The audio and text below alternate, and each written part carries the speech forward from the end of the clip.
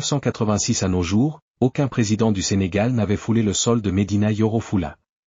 40 ans plus tard, le président Bassirou Diomaye Faye s'y rend, marquant ainsi une visite historique dans cette contrée longtemps restée en marge des priorités gouvernementales. Ce déplacement est marqué par la pose de la première pierre du centre de santé de référence. Le projet, estimé à 1,9 milliard de francs CFA, sera réalisé sur une période de 18. Tournée économique, Médina Yoro Fula entre dans une nouvelle ère de développement. Le département de Médina Yoro Fula a accueilli, ce 24 avril 2026, son Excellence le Président de la République du Sénégal. Bassirou Diomaye Faye, dans le cadre de sa tournée économique dans la région de Kolda. Cette visite présidentielle a été marquée par des actes forts traduisant la volonté des autorités de renforcer le développement socio-économique de cette zone longtemps restée en attente d'investissements structurants. À Médina Yoro Fula, le chef de l'État a procédé à la pose de la première pierre d'un centre de santé de niveau 2, une infrastructure majeure destinée à améliorer l'accès aux soins des populations. Il a également lancé les travaux de l'usine de la Sonaco, un projet industriel stratégique pour la transformation des produits agricoles. Dans la commune de Fafakuru, le président de la République a inauguré la dorsale électrique reliant Fafakuru. Dabo et Kumbakara, un ouvrage énergétique essentiel pour l'électrification et le développement des localités concernées.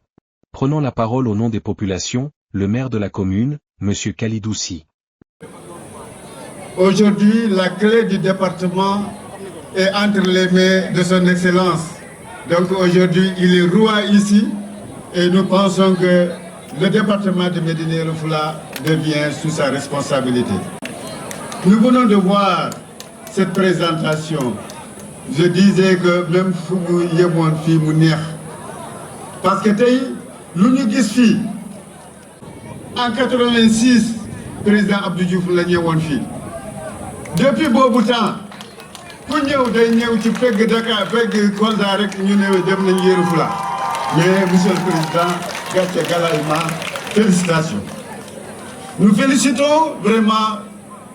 sa venue ici à Médina Yoro Fula. Si nous savions, nous n'avons pas ñaari fan wala ñetti fan. Di gis suñu gox goxaat. Mu gis suñu yoon diggante fii ak Koulinto Médina Yoro Fula Koulinto Kolda.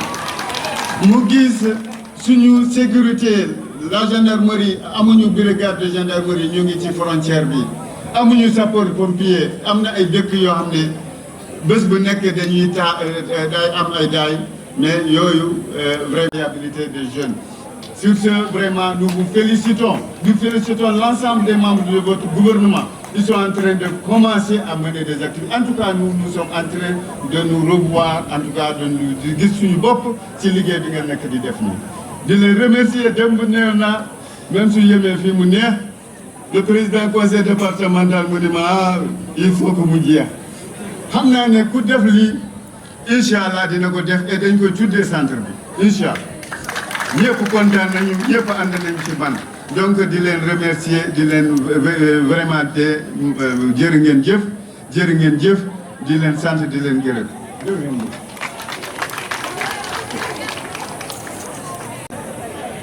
Saluer particulièrement le maire de Médina Yoro Fula et tous les maires du département de Médina Yoro Fula, les autorités administratives et coutumières et les autorités religieuses de tout le département. Ce que nous faisons ici aujourd'hui n'est pas qu'une pose de première pierre d'un centre de santé, mais c'est un acte d'espérance que nous posons à l'endroit de chaque membre de la communauté de Médina Yoro Fula. Par cet acte, nous leur démontrons qu'ils ne sont pas oubliés. Nous leur démontrons que Médina Yoro Fula est aussi au cœur des politiques publiques, au cœur des préoccupations de l'État et du gouvernement du Sénégal. Vous savez à quel point nous tenons au capital humain de qualité, qui passe nécessairement par assurer la santé, les soins de santé aux populations, où qu'elles soient, sur l'étendue du territoire national. le sentiment d'oubli que Médina Yoro Foulah a vécu pendant des années prend fin aujourd'hui par une présence positive plus marquée de l'État dans ce département. C'est ce que nous sommes venus faire ici,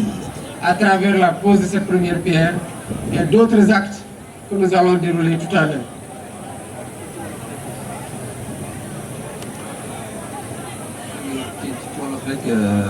maire bi wax na ko léegi depuis 1986. nuyu mbokki Médina Yoro Foulah yëpp di ci beral loxo ñi lif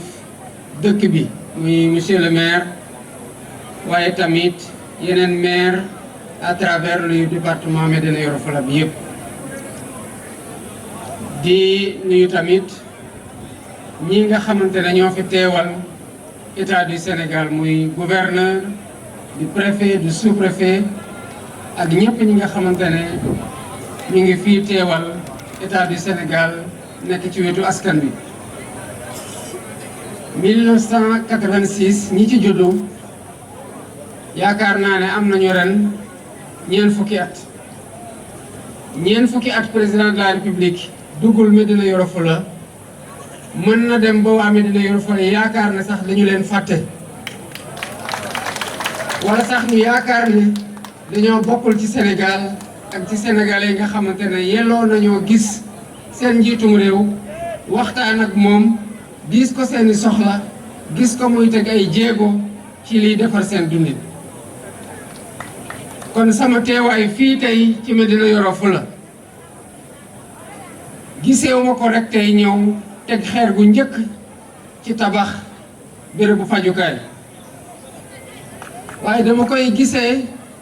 firnde ne bu ñuy jox askanu Médina Yoro Foulah bi yépp mu war a doon misaal ci fépp fu sénégalais nekk ci biir Sénégal ne nguurug Sénégal seen président de la république fàttewu leen que lu muy def lu muy nas ci ay pexe mu ngi leen ciy sóoraale te bu jamono jotee lu mel nii tey ñu ñëw won leen ne ndekete ñu ngi leen doon xalaat te andil nañu leen lii noonu lañ ko defee ci yoon wii nga xamante ne démarré waat nañu liggéey gi noonu lañ koy defee tamit ci kanam andi fii ci département Médina Yoro Foulah agropole yi waaye andi fi tamit usine boo xam ne lu ñu fiy béy ci gerte dina ko mën a def jël defaraat ko niñ koy defee ci yeneen gox goxaan ci biir Sénégal kon ñu ngi ñëw di andi wér-gu-yaram waaye ñu ngi ñëw di andi lu mën a jox waa Médina Yoro Foulah liggéey rawatina seen ndaw ñi waaye wér-gu-yaram gii dañ ciy jiital ñii di jigéen ñi ak xale yi ak mag yi kon centre de santé bii monsieur le maire maa ngi ciy dalal sa xel du pose première pierre kese waaye day ñëw pierre de Médina Yoro Foulah. C'est un concept totalement révolutionnaire dans le cadre de l'implémentation de la politique de territorialisation de notre économie. Je voudrais d'abord féliciter le ministre de l'Industrie, le maire et les autorités de naissance à ce projet. Il s'agit ici de donner corps à notre vision de transformation, d'ajout de la valeur sur nos produits et nos matières premières. Nous savons que Médina Yoro Foulah est en train de prendre une importance majeure dans la culture de l'arachide, si bien qu'il est de plus en plus qualifié de nouveau bassin arachidier. Cela doit être poursuivi par une transformation des mêmes produits localement au lieu de devoir les transporter dans des localités beaucoup plus éloignées et en faire bénéficier d'autres localités autres que Médina Yoro Foulah où la production majeure est faite. C'est une perspective de création d'emplois au niveau local, mais c'est surtout une redéfinition du visage de Médina Yoro Foulah qui va prendre corps à partir de cette zone d'aménagement industriel. je voudrais à partir d'ici dire à la diaspora, aux investisseurs locaux et nationaux de venir investir dans ces zones d'aménagement industriel où le régime fiscal est particulièrement attrayant, surtout avec le nouveau code des investissements qui a été voté en septembre 2025. Et faire un appel à l'ensemble des maires du Sénégal de répondre à cette dynamique, de rejoindre cette dynamique et de répondre aux sollicitations de l'APIX pour, avec d'autres industriels, mettre à la disposition le foncier qu'il faut pour que la création de valeur ajoutée locale à laquelle ils appellent de tous leurs vœux puisse devenir une réalité.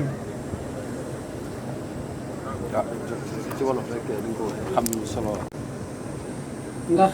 zone d'aménagement industriel bi boo demee waxtaan ak maire yëpp lu ñu lay wax ak responsable politique yëpp lay wax sax ak population yëpp mooy naka la ñuy def ba jox ndaw ñi xëy naka la ñuy def ba transformer produit yi fii ci Sénégal waaye boo demee ci terroir yi ku ne xam na solo su Médina Yoro Foulah am tey ci mbéyum gerte ak yeneen waaye lépp lu ñu fiy béy dañ koy génnewaat Médina Yoro Foulah yóbbu ko feneen ñeneen liggéey ko mu dellusiwaat fii ñu yokk ci transport mu gën a cher ci ni ñu koy jëfandikoo kon lii ñuy def fii ci zone d'aménagement industriel bi nga xam ne mu ngi am ci première phase am 30 hectares la waaye am nañu une réserve de 20 mën na dem ba 50 hectares dafay wane ne que li ñuy tabax fii daanaka xar kanam gu bees la ci Médina Yoro Foulah waaye ne xeer gi ñu teg fii tamit xeeru gi yaakaar la ci ndaw ñi ci xëy ak ci luy suqali Médina Yoro Foulah ñu rafetlu bu baax nag synergie boobu ci diggante Sonacos sous l'impulsion du ministre Serigne Gueye Diop ak agence de promotion des investissements à travers le directeur de l'APIX. Synergie boobu moo waral ku ne demul def li sa xalaat APIX demee côté bii Sonacos demee côté bii waaye dañoo boole seen xalaat boole seen moyen pour def loo xamante ne ku ci nekk di nga ci gis sa bopp waaye tamit lépp loo xamante ne kenn ki naru ko woon waajal ci gis-gisam mu boole ko gis-gisu keneen ngir luñ fi nar a teg gën a mat lii nag mënuñu ci bari jaajëfal maire Médina Yoro Foulah ndax boo xool ne rek suufu Médina Yoro Foulah waa Médina Yoro Foulah ñoo ko soxla kon duñ fi mën a créer liggéey yoo xam ne ci liñ fiy xaar déjà ci lu mu war a jur ci liggéey daanaka ëpp na junni ak juróomi téeméer ci kanam kat bu mu demee ba lépp mot kon vision boobu bépp maire daf ko war a am ndax dañoo modifier le code des investissements pour que fexe ba nit ñi bañ a nekk rek ci réewum taax bi waaye dem ci dëkku kaw yi pour mën fa def ay investissement yoo xam ne population bi dootul soxla ñëpp di riirandoo dem fu mel ni Dakar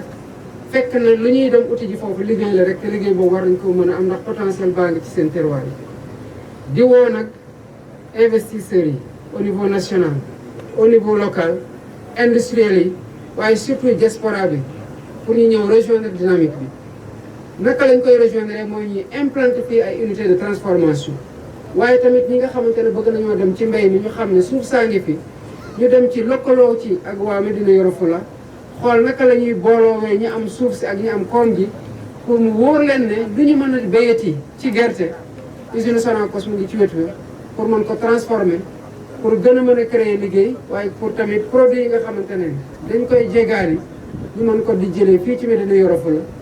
mu doon loo xamante ne dafay gën a accessible pour ñoom lii nag dina laaj sensibilisation boo xam ne ñu ngi ciy xaar les élus locaux muy député yi muy maire yi muy responsable politique yi pour que projet yu mel nii ndax am na feneen foo xamante ne ñu ngi koy def yu xaw a mel nii waaye day am toujours résistance population par rapport ak seen suuf si ba bëgg a jaaree fii def un appel aux populations de cette partie de notre pays ñu xam ne dynamique bu ñu nekk tey nekkul dynamique yu ñëw rek jël suuf si ci waa goxaan yi waaye sax dañoo dem ba bëgg a jël suuf si jox leen ñoom waa gox gi ay titre foncier wala ay baux muy wax bàyyi bu ko defee kuy ñëw investir day ñëw population yi andi suuf moom mu andi koom ñu dal di booloo béyandoo loo xam ne dañ koy transformer fii Sénégal loolu nag dina laaj que maire yi mën ko expliquer de façon claire population yi que élus yi mën ko expliquer de façon claire aux populations te kenn ci ñoom bañ a nekk ci clivage boo xam ne day tax population bi am jiixi jaaxa am réticence boo tax ne ay résistance day am te tout le temps ñuy nar a continuer di ne amuñu liggéey dañ fa war a créer usine fii am na potentiel il faut que loolu nekk benn synergie boo xamante ne état bi impulsé na ko les services ñu ngi def le travail l'accompagnement des élus et des responsables politiques moo ci des pour que population yi mën a embrasser cette dynamique salutaire pour notre pays